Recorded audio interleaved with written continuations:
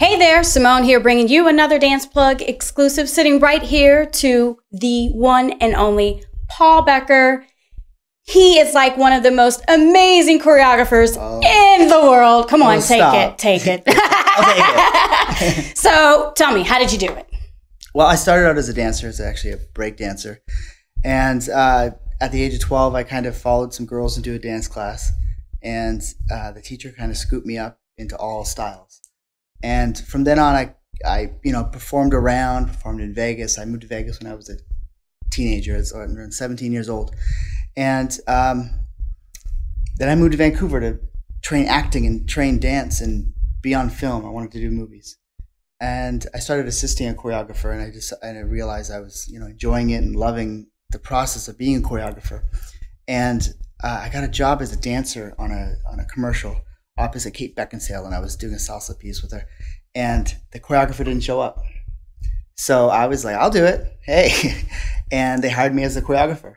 And that was like my first break into choreography. But if I didn't take that chance and that step and that risk by saying, hey, I can do this, there was other dancers there. There was other dancers that could have very well done that same job as a choreographer, but no one spoke up.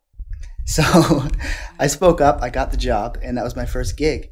And from then on, I've been pursuing it ever since. And from feature films to stage, theater, and I love my job. I can't So compare to me the difference between you being a dancer and then you stepping up as a choreographer. What are some what's the difference for you? Because for everybody, it's different. Yeah, I mean, for me, choreography is not just, dancers, you're doing steps, you're performing. To me, choreography is not just about steps. Mm-hmm. Steps are for a dance class. To me, vocabulary is 10, 25% of what a choreographer does. Choreography is art of movement, and I'm not diminishing how important steps are and vocabulary is, but it's how you work it, how you choreograph the camera, how you choreograph the lights. It's all one big spectacle, and if they're not all in sync and choreographed well together, it's not going to be as entertaining. It's just going to be, that's exactly what it is, vocabulary on camera. Because if you watch choreography in a dance studio filmed against a mirror, that's all it is, it's dance steps. But if you watch it on screen, you see a camera do a tight shot, someone pop into frame, patterns, and it's all about all those elements coming together that makes choreography what it is. So what made you think you could do it? Why did you step up and not someone else? What is it about you that made you go, I'm just going to go for it? I've always lived by, you got to take chances, and you just got to pursue it and be persistent and without being pushy. And that's what I did. And I still go by that. I still go by being persistent because, my goals aren't met yet. None of my goals are met yet. And I still am persistent. I'm still learning. I'm still a student. And still following my dreams, But I think that's a good lesson for everyone, is to just be persistent and don't be afraid to go for it and take a chance. Because if you're not taking a chance, if you don't make that phone call, if you don't introduce yourself to that choreographer or a director or producer when they're sitting next to you, they're never going to know who you are. So is that what happened with you and Kenny Ortega? Yeah. How did that happen? I was actually in F.A.O. Schwartz toy store. Uh-huh. And I saw Kenny there, and this was in 2005 or something. And where were you? I was walking down in the toy store. In LA in New York. or New York? Okay. It was an F.A.O. Schwartz toy store in New York. And I saw Kenny at the big piano, and I said, that's Kenny Ortega. I'm going to introduce myself. So I introduced myself, and we exchanged information, and I sent him my materials, and 2 weeks later he calls me and says, there's a new boy band I'm working with, and I want you to be their choreographer. And I said, okay, sure, yeah, absolutely, I'm in. And he flew me to Seattle, and the next thing you know, it's the Jonas Brothers. Wow. And that's how I met the Jonas Brothers. And Kenny and I have been friends ever since. So what did you send him? What materials did you send him? I sent him my reel. I sent him promo packages, resume, just kind of just anything. I wanted to work with him. I admired his career, and him transitioning as a director was something that I've always wanted to do. And him, Gene Kelly, Bob Fosse, yeah, Shankman, and Rob Marshall, just choreographers who have transitioned into becoming great film directors. Mm-hmm. That's something I really respect and admire. So tell us about the Twilight Saga and some of your other projects that you have going on, that you did have going on, and kind of compare them for me, because you have a wide range. I mean, first of all, let me just say, hats off to you, because Kenny Ortega is amazing. So for you to even make that connection and have him as a mentor is amazing. I'm sure, a lot of people have done that. So it speaks a lot for your work that you even, could get his attention. So that's freaking amazing. So hats off to you for that. But back to, the Twilight Sagas and some of your other choreography that you've done.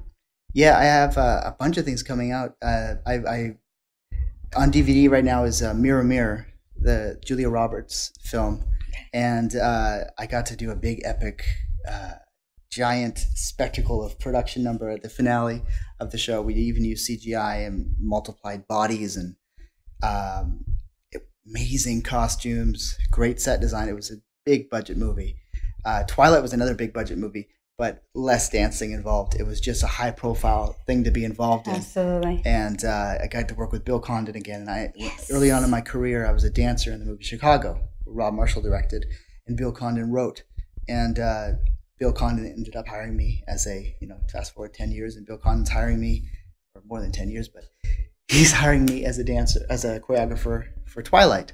And I show up to my dressing room, and I'm like, why is there an outfit here? Why is there a suit? And there's a little note on it from Bill saying, I put you in Chicago, now I'm going to put you in this. Here's the two films together.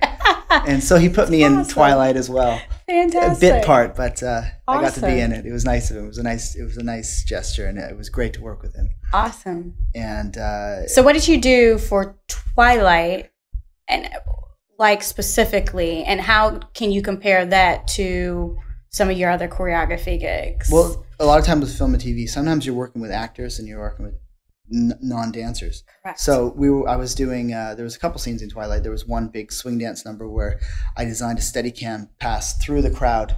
And I mean, here's another example of where choreography is not just dancing. Sure. I have a camera, I have lenses, and I'm designing a pass that's not just about dance. And so there's motion going through the cameras, there's motion going around the cameras. So we designed a Steadicam pass for that with swing dancing going on, and the kids were doing flips and things. And then there was another dance. It was more dialogue. It was very light and gentle. It had to be organic. It had to feel unchoreographed. Okay. A lot of time with working with actors, you have to make it feel unchoreographed so it feels like it fits into the scene. Sure. So another scene with Terry Lautner was a scene where him and Kristen Stewart were talking and dancing together, and it had to feel unchoreographed. And that was a simple scene, but it was nice. It was pretty. There's a lot of choreographers coming up today that are so talented. I see them dancing in studios. I see them dancing at conventions. Sometimes these kids looking that all they see is this vocabulary, but there's a lot more that goes into great choreography. Absolutely. And the planning involved, the shot design.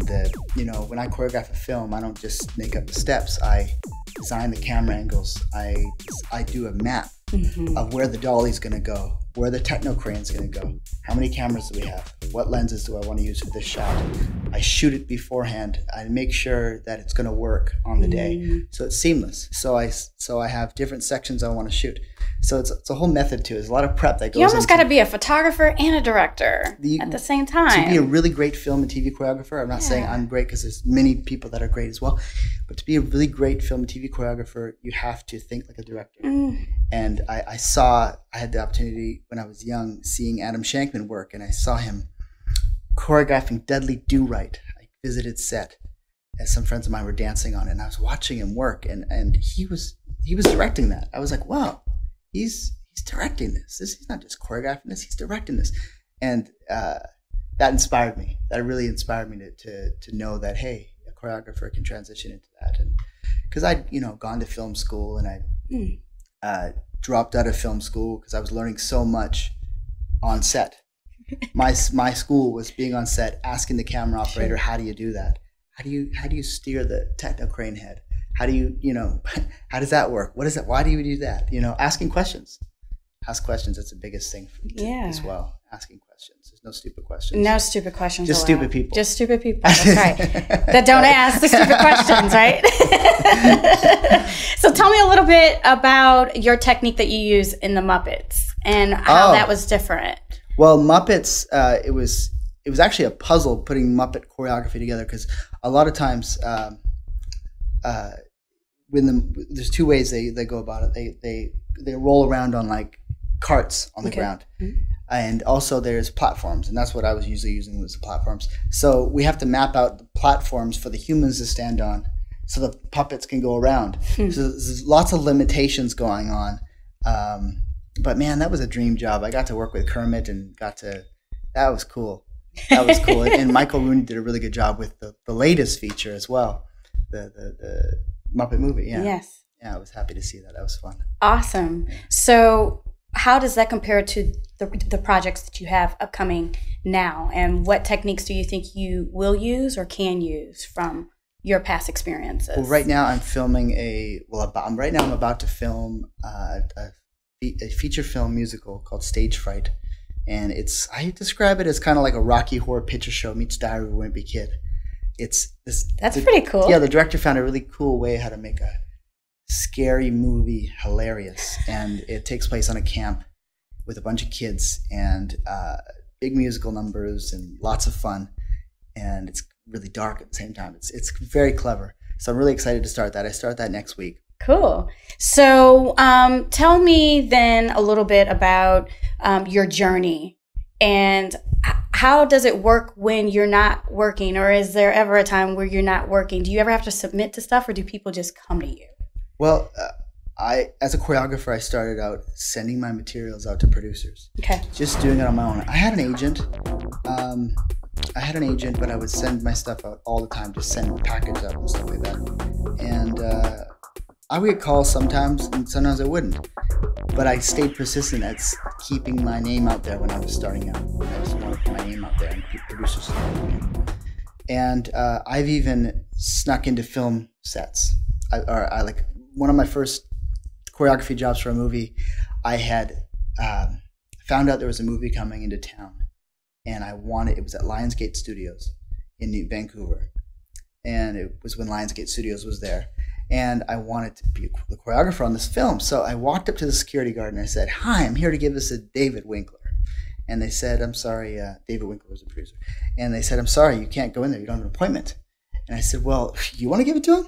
And they said, "No, man, how long are you going to be?" And I said, "I'll be 5 minutes. I'll be 5 minutes, all right?" Wow. He said, "Okay, we'll just go there and just come back down." So I go upstairs. I'm like, okay, now what am I going to do? So I get to the front, secretary. I said, "Hi, I'm here to give this to Dave." And she's like, "Oh, do you want me to give it to him?" I was like, No, I'll give it to him. It'll be fine. So she's like, "Okay, we'll just go wait till he's off the phone and open the door." And I waited till he's off the phone, and I opened the door, and I introduced myself, and I gave him my materials, and we started talking, and I got a phone call the next day, or my agent got a phone call the next day saying he wants to use me for the job. I like that kid. He's got some chutzpah. Unbelievable. So I've done those. That's crazy, man. You've really got some guts. Yeah. And now I get a lot of direct calls and stuff like that, but my agents work hard for me and stuff like that. I have a great team around me, and but during my downtime, I still create. I write. Mm-hmm. I still am pursuing other venues and stuff like that. So I'm still keeping creative and not just waiting for the next job. Yeah. Because I write, I direct, I have pitches I'm creating to pitch Fantastic. To studios and stuff like that. So I'm just stay creative and stay active. It's how I keep saying. Fantastic. Yeah. So what word of advice do you have to all those dancers, wannabe choreographers or choreographers that are trying to take it to the next level? Maybe they're like way down here and they're trying to take their choreography and their exposure to the next level. What advice do you have for them? Well, my advice to dancers is to pick up your phone. Okay. Because a lot of times dancers, and when I'm casting, I cast a lot of things all the time, and a lot of times dancers don't get back to you. Mm-hmm. And I want to cast that day. Mm-hmm. And if they don't get back to me, I'll move on to the next within an hour or two, because I want to get it done because it's tedious. So my advice to dancers is to pick up their phone and to respond and to be diligent and get your business straight, because it's not just about how talented you are, it's about how good your business is and how good you are to work with. Fantastic. And I like to work with nice people, and I like to have fun, but I like to have professionals at the same time. So I just recommend for everyone just to be humble and stay persistent and be on top of your business. Right on, right on. And for those choreographers that are trying to take it to the next level, obviously the same thing. You got to be on top of your stuff. You obviously got to be on top of your stuff, but you obviously have to learn everything. Mm-hmm.